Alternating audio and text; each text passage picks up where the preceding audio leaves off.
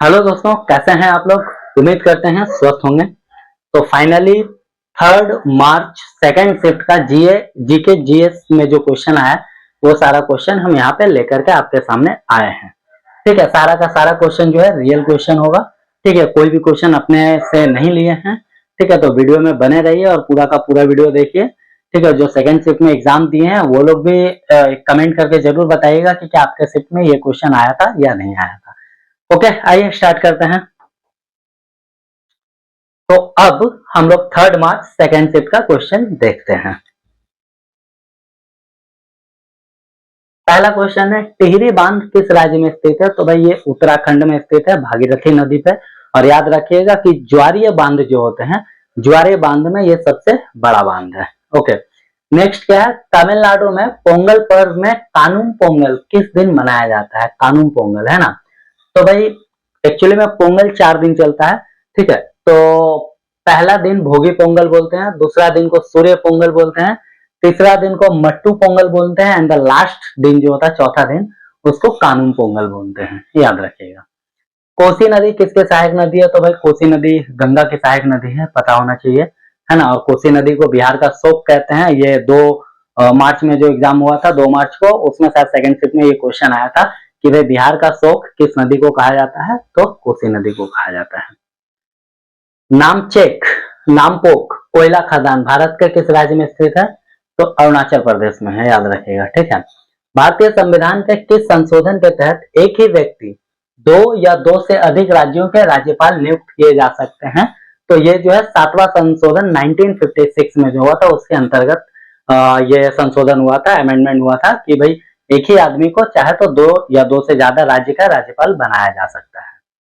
अलीगढ़ के scientific society की स्थापना किसने की थी। तो सर सैयद अहमद खान 1864 में किया था। ठीक है, एक चीज बताते हैं, जब अलीगढ़ का बात आए ना और एजुकेशन से रिलेटेड कुछ आए तो मैक्सिमम चांस रहता है सर सैयद अहमद खान का।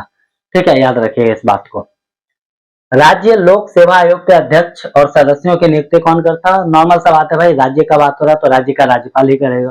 ठीक है ना।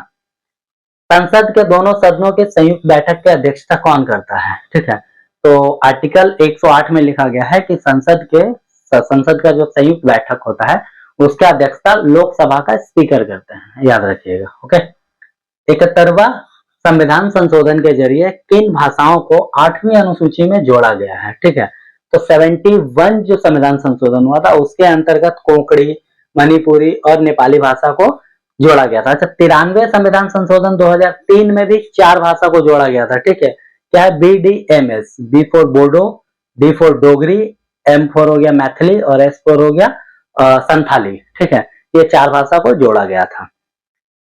52 संविधान संशोधन किससे संबंधित है। तो भाई 52 संविधान संशोधन जो है वो दल बदल कानून से संबंधित है जो कि 10वीं अनुसूची में आता है। भारत के सबसे दक्षिणी पर्वत श्रृंखला कौन सा है। तो कार्डमम या इलायची की श्रृंखला जो है वो सबसे दक्षिणी है। कहीं कहीं अनाई मुड्डी भी दिया रहता है। ठीक है, नेक्स्ट दोस्तों, the Indian war of independence 1957 नामक पुस्तक किसके द्वारा लिखी गई है।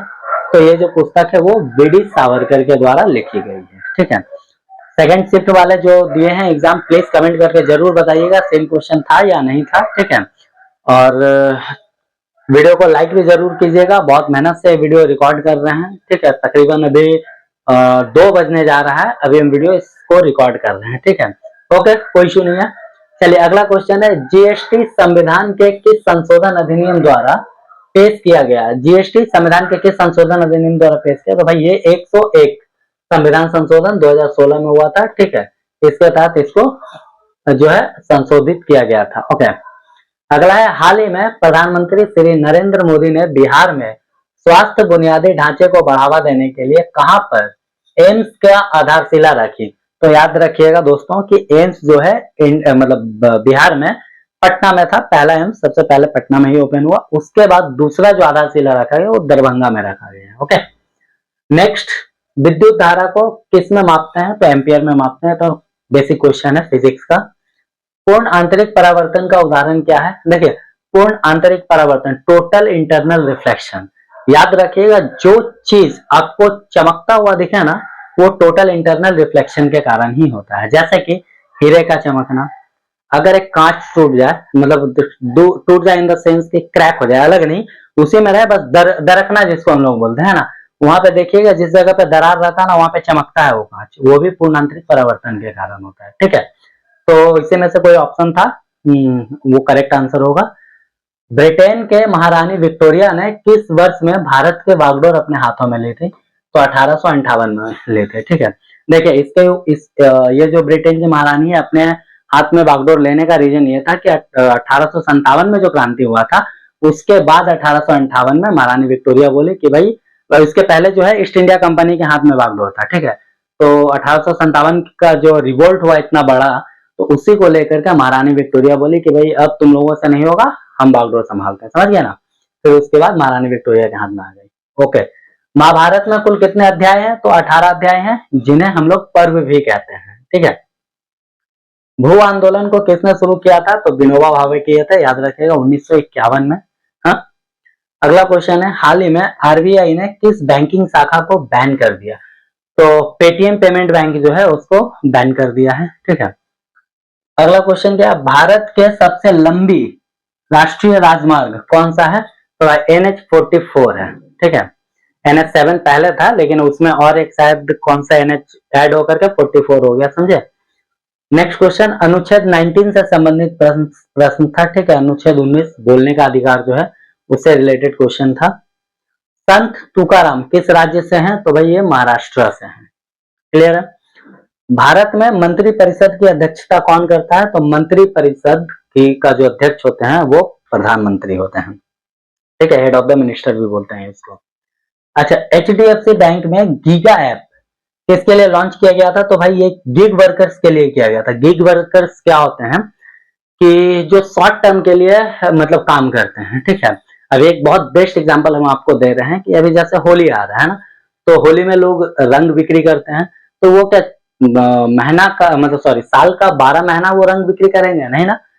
जब होली आ रहा है उसके 1-1.5 महीना पहले से होली तक रंग बिक्री करेंगे, तो वो क्या है, गिग वर्कर हो गया, मतलब शॉर्ट टर्म के लिए वो कर रहे हैं। ठीक है, या फिर किसी वर्क को करने के लिए कॉन्ट्रैक्ट ले लिए कि जैसे भाई आपके खेत में एक बिल्डिंग बनाना है या घर बनाना है, तो कॉन्ट्रैक्टर कॉन्ट्रैक्ट ले लिया कि भाई हम आपका बिल्डिंग बना करके देंगे। क्लियर हो गया? ठीक है, तो उसको हम लोग गिग वर्कर बोलते हैं। क्लियर? ओके, नेक्स्ट, 1858 के बाद किस वायसराय के नाम किसे, यहाँ पे होगा किसे, वायसराय के नाम से जाना जाने लगा? तो भाई भारत के जो गवर्नर जनरल थे उनको वायसराय बोलने लगे हम लोग। ठीक है, अगला क्वेश्चन है, 1414 से 1421 ठीक है के दौरान दिल्ली का शासक कौन था? मात्र 7 साल के लिए।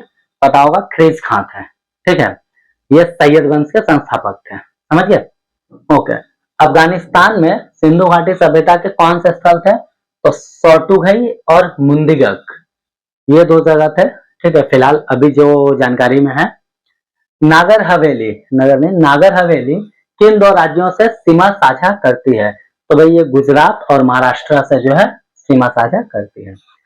दुर्गापुर स्टील प्लांट किस राज्य में है? तो पश्चिम बंगाल में है, आपको पता होना चाहिए, शायद सेकेंड पंचवर्षीय योजना के तहत इसको स्थापित किया गया था ब्रिटेन की मदद से। ओके, नेक्स्ट क्वेश्चन है, कमल के पत्ते पर पानी की बूंद किस कारण से चमकता है? तो ये सुपर हाइड्रोफोबिक नेचर के कारण चमकता है।